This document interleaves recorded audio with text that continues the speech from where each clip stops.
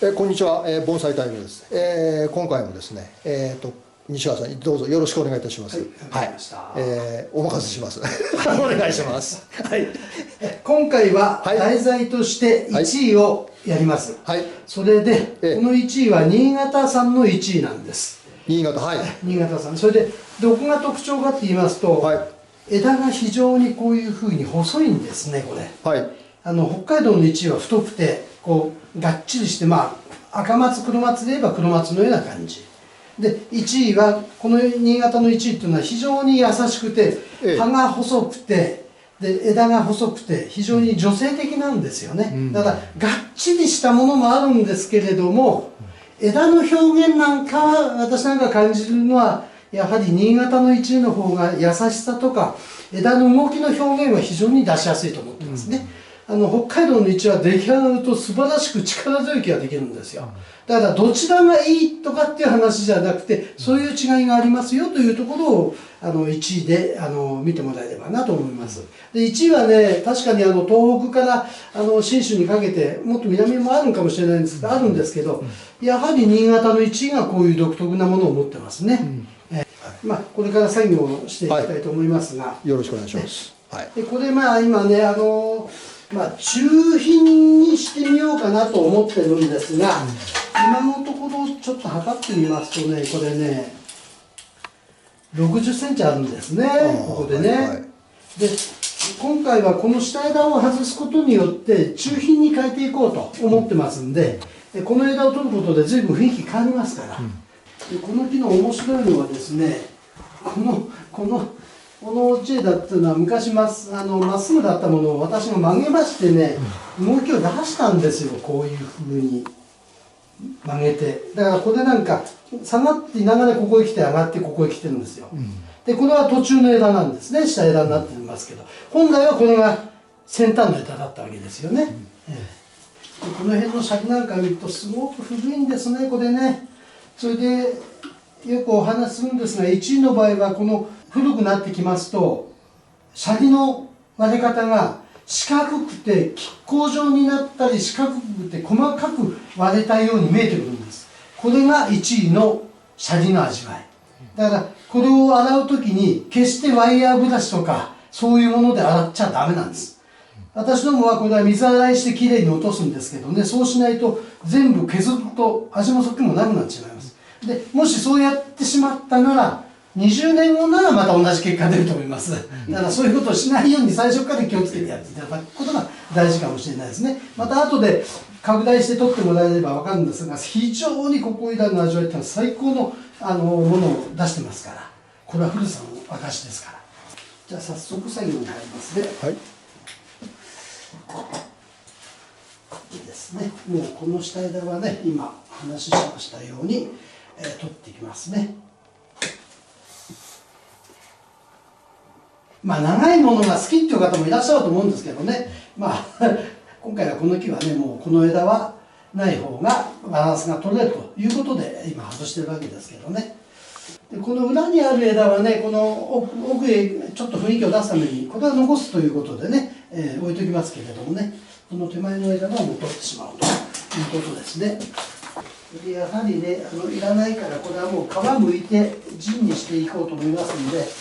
それからちょっとね、剥いてみますね。これね、剥いてから切ってから1ヶ月後に剥こうと思うと今度は硬くなってね、剥きづらくなっちゃうんですよ。だから剥いちゃった方がいいですからね、こうやってね。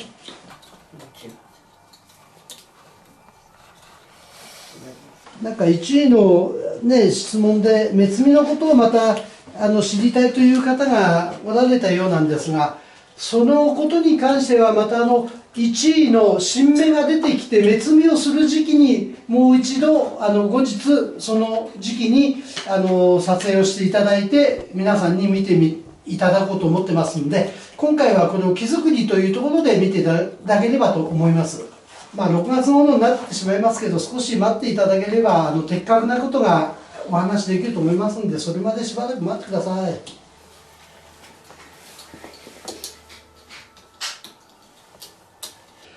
この1なんかもおそらく数百年単位のものなんだろうと思いますけどね、山取りなんですね。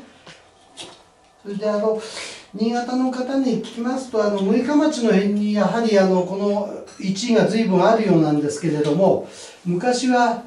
牧畑山というものがどうも十日町じゃなくて六日町にありまして、そこから自然のものが山鳥が出たような話は聞いてますがね、私はその山鳥も見たことないですし、牧畑山っていうのは遠くから見たことはありますけど行ったことはないんですけれども、そういう意味では随分出たらしいですね、昔はね。それであとはその持ってきたものを農家の庭先入れて、それが自然になんとなく形よくなっていって盆栽にしてたという経緯があるようですね。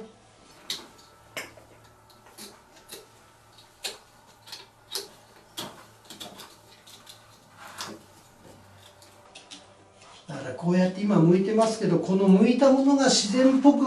シャリがなってくるのに時間がかかってしまうんですよね。やっぱり10年とかっていう歳月がこれからかかって初めて良さが出てくると思うんですよね。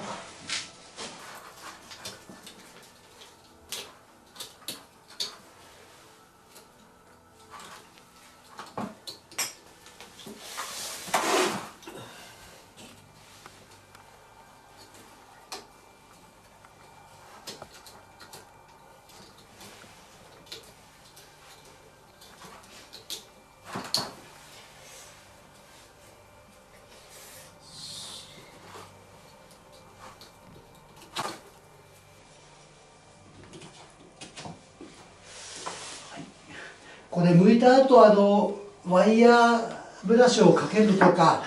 ささくれ取るために、ペーパーで磨くとかそういうことはしないでください。こうしておくと自然味が出てくることが非常に早くなりますんでね、このままにしておいてください。これを取っただけでも随分木がね小さく見えてきてると思うんですがね、多少こういうところを見ますとね、間延びしてる形跡があるんですが、これは奥の芽がありますから、どんどん追い込みが今できますから、追い込んでいきますね。もう過去に2度3度この木は私が直してますからね、枝の配置はもうある程度できてますから、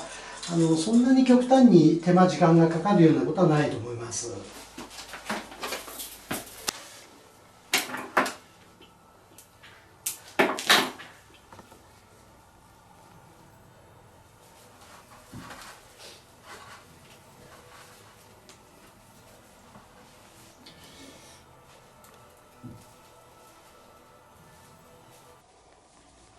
1のことで何か聞きたいことあったらどうぞ聞いてください。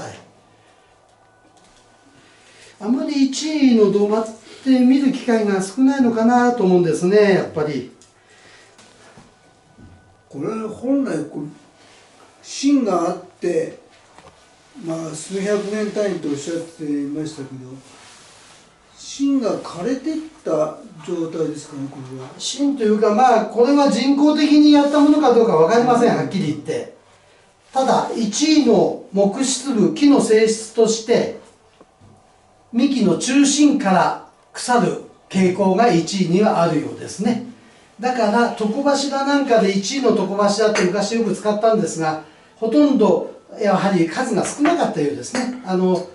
芯が抜けちゃうもんで床柱にしたくてもできないというようなことをよく建築関係の方もおっしゃってましたけどね。それが盆栽になるとまた木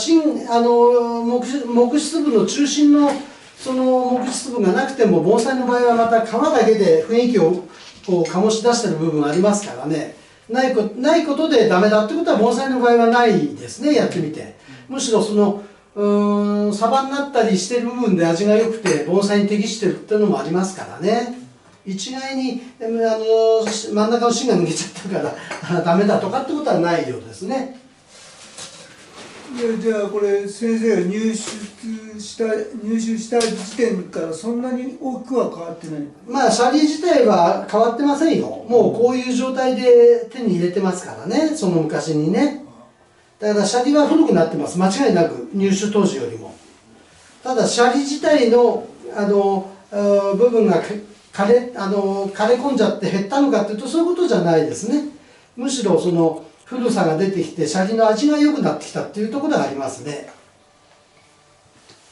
で前の動画でも心拍の時にちょっと聞かれたんですが、枝葉を巻き込まないんですかっていうんですが、やはり1位もねこれ非常に枝が心拍エゾマツコメツガのように密生していましてね、この葉っぱの枝や針金を運んでいかないと絡めちゃったら実臭くて見れなくなってしまうんですよね。だからその辺はまあいろいろ経験上基づいてやってますからいいんですけれども、非常に巻きづらいと思いますね、やった経験のない方にとっては。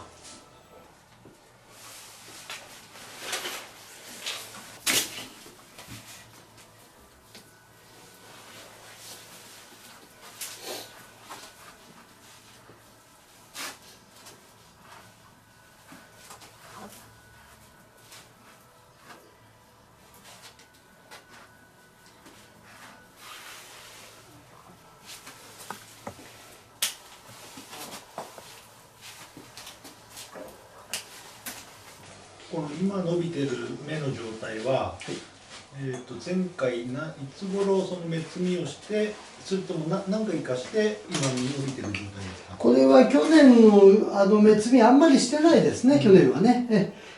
やはり木の力がちょっと足りなかったもんですから強い芽摘みをしなかったんですよ。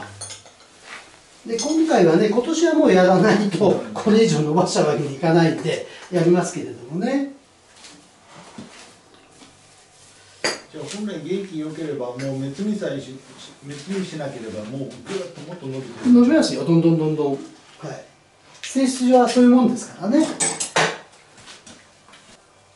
はりこの枝もいらなくなってきましたね。こうやって作ってみますとね、だんだんこういう枝が不必要な枝に変わっていくんですね。取りますか。なんか下枝取っちゃってもったいないねって思う方いらっしゃると思いますけどもね、そんなことはないんですね。非常に今度木の動きがはっきり見えて木が大きく見えますから。木が大きく見えるっていうとよくね、大きさなんか一緒でしょって言われるんですけど、見た感覚なんです、これは。何もさっきの測った寸法と変わりはしないでしょって言われるかもしれないけど、そういうことじゃないんです。見た雰囲気で木が大きく見えますよねとか古く見えますよねっていうのが盆栽界でよく言われるんですけどね。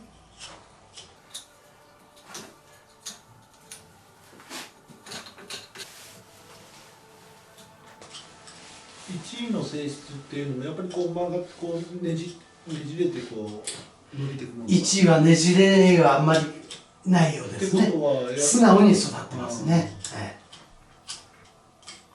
ただ私は北海道行って1位を随分こう購入してきたことがあるんですけど、やはり場所によって育ち方が違うようですね。積丹半島っていうのが小樽の先にあるんですが、日本海側にそこの1位なんかはやはり吹きさらしがひどくて高い樹木が育ってないですね、地域は。だから1位があっこから随分出たそうです。でもやはり背の大きくないものだから吹きさらしなもんだから、高さでいうと30センチとか50センチぐらいのものがあったようですね。でもやはり取りやすい場所だから、ほとんど山行って取った人が取っちゃって亡くなったようですね。でどんな周りの植物ってどんなものあるんですかって聞いたら笹なんですってね。笹が生えてて、その中に1位が混在してたようですね。で1位も内陸の山の中にもあるんですけどね、材木になるような、太いものもあったようですし、あとは岩場になるんでしょうかね、やっぱりこうシャリがついたごついものも岩場のところには内陸の山にあったようですね。でもやはり場所が限られてて、ところどころにしかなかったようですね。山全体が1位ってことはなかったみたいですね。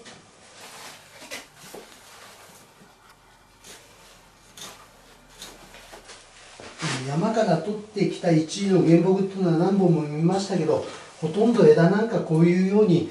茂ってるわけじゃないですね。枝が長くて先端に葉っぱがくっついてる、そういう状態のものを山から取ってきてるのを随分見ましたね。やはり山で育ってる時っていうのは懐枝なんてのはないんですね。盆栽と違いますから。それを今度持ってきて盆栽にするために、懐枝を作るために追い込んだり目摘みをしたりして枝を作っていくということらしいですね。まあ私もそういう経験はありますけれども、やっぱり時間かかりますね、そういうことをしますと。こうやって取っただけで雰囲気が随分変わってきましたね。やはり小さくなってきて木が大きく見えるっていうか、やっぱり動きが見えてくるんですね、こういうふうにね。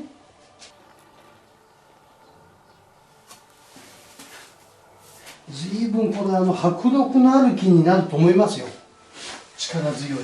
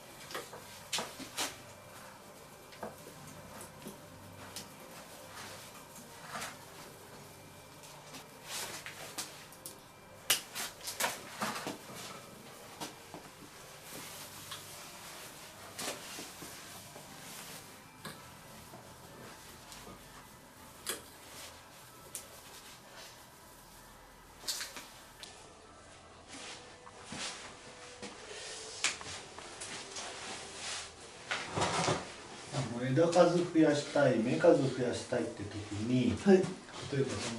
その枝を抜いて剪定っていうよりも刈り込むみたいなことはあるんですか1位は庭木屋さん刈り込みますよね、よくね。盆栽の場合はね、刈り込んじゃうとね、枝の雰囲気が悪くなっちゃってダメ。やはりね、盆栽っていうのは枝で動きを見せてますから、それを刈り込んで輪郭で綺麗に見えてるだけで味もそっけもなくなっちゃうんですよ。確かに見た目綺麗。盆栽はそこを求めてるんじゃなくて、やっぱり枝の動き見せたいですからね。だから刈り込むというよりも目摘みで対応していくんですよね。まあ昔刈り込んだやったがいましてね、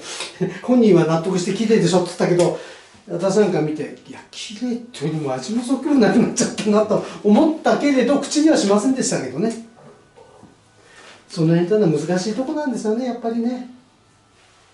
まあ刈り込めば楽ですから、確かに。見た目も簡単にこう形になりますからね。でもやっぱり盆栽ってそうじゃないんですよね。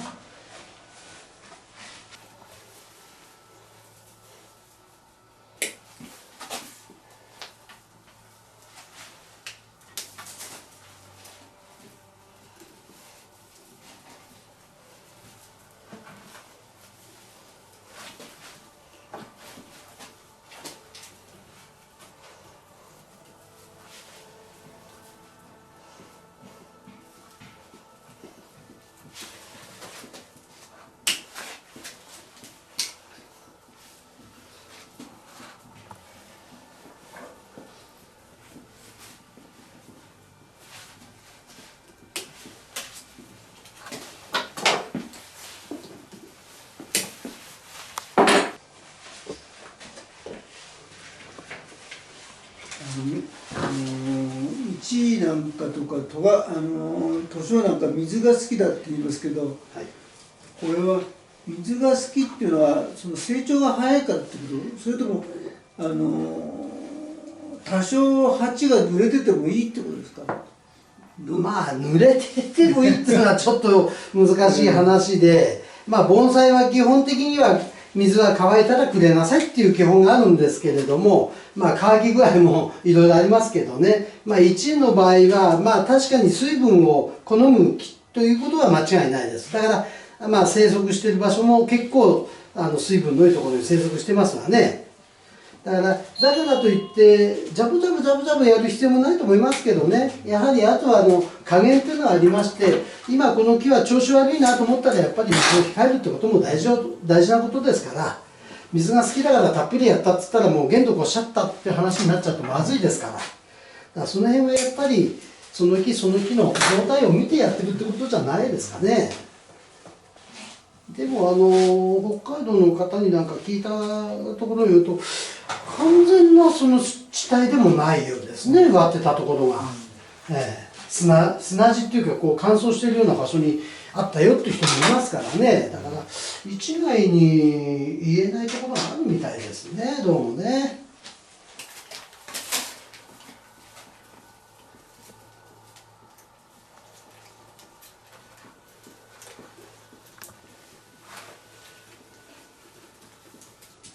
木の性質的にはこうなんですか、粘りがあるとかパキッといきやすいとかって、そういうのはどちら側になるんです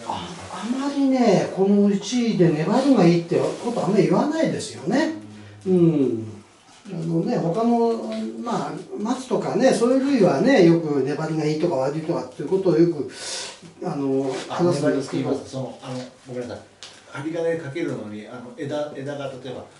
パキッといきやすいか。これはエゾマツと同じで粘りがありますから折れにくいです。非常にしなやかですから枝が。だからこれね何度掛け替えても枝しなやかなんですよ、意外と。まあ太くなれば別ですけどね、このぐらいの枝だったらいくらでも動くんですよね、しなやかにね。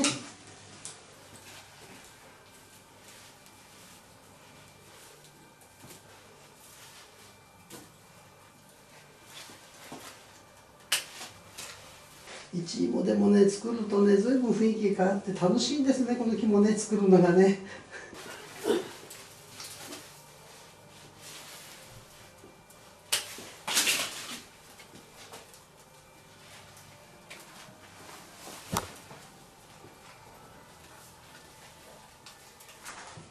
まあ今の気象状況を見るとどうも暑さが厳しいですから、場所によってはイチが育ちにくいっていう場所もありますからね、この頃はね。もともと寒いところに生息してるもんですからね、暑さをちょっと好んでないっていうのも事実なんですけどね。夏場の管理がちょっとね、この長野辺りでも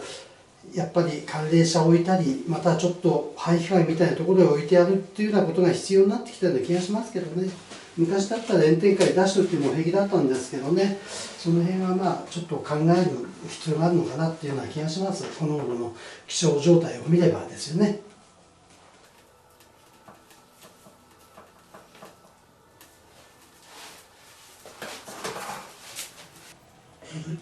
虫とか病気とかのこれはね気をつけなくちゃいけないのが、ちょっと弱った時に来るのがワタカイガラムシ。これがつくと今度葉の間に入ったり新芽の先に入って落ちにくくなります。だから常にその辺は観察をして、上から見るんじゃなくて下からも見てないと、この下へぎっちりくっついてる時ありますから、その時はもうすぐ消毒じゃ間に合わないんですね。そうなっちゃうともう強制的に取るというふうに考えないと。私もうちの1位で一時期ワタカイガラムシがくっついた時があったんですよ。その時はもう全部手で取りましたから、面倒くさいなんて言ってらんないですよね。もう一粒ずつ枝見てこうやって全部 100% 取りましたけどね、その後に消毒したんですよ。これで1位はその1位というか、そのワタカイガラが出る時期っていうのは大体動き出すのが5月6月ですから、今のこの寒い時期にワタカイガラついてるって消毒しても効き目がないんですよ。動き出す5月6月のそのチャンスを狙って消毒をすると効き目があります。それ以外はもう強制的に取るしかないでしょうね。消毒で死ぬっていうのはその時期しかございませんから。手遅れにならないようにしてないとちょっと厄介ですね。綿貝殻ついた時には木の栄養分そっくり吸い取りますから、本当に木弱ってきますから、みるみる間に弱ってあれやと思った時はもう手遅れになりますからね。だから気をつけておいてくださいね、その綿貝殻だけは。で、風通しが悪くて日当たりが悪くて鬱陶しいところにいるとついてきますから、それがねこっそりと隠れてるんですよ、葉の下に。だから見つけにくいんですよね。だから先週もお客さんがちょっと植え替えに持ってこられた梅なんですけど、これにやはり綿貝殻がびっちりくっついてて、持ち主の方気が付かなかったですね。それで私がすぐ気が付いて強制的に洗い落としちゃったんですけどね。それでまだ溶鉱剤の売ってる時期だから一応取っといたけれども溶鉱剤打っといてくださいと。それであとはその5月6月になったら綿貝殻を殺す消毒をしてくださいということでお返ししたんですがね、そんなこともありますから気をつけててもらいたいですね、この綿貝殻だけは。気をつけるというか観察しててもらうしかないんですね、もうね。その石灰溶合剤っていうのは根元にバシャバシャかかっても問題ないんですか？真冬でしたら問題ないですね。わざわざくれる必要はないですけどね、根元にね。消毒してる時に落ちたっていう程度は平気ですから。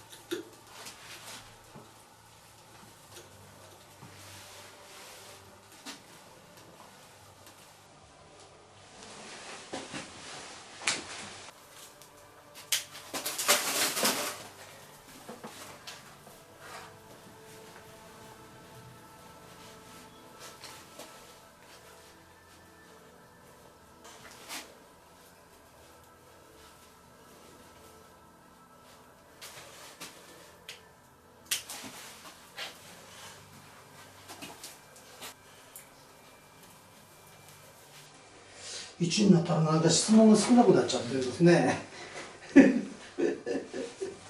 馴染みがないからやっぱりあれですかね。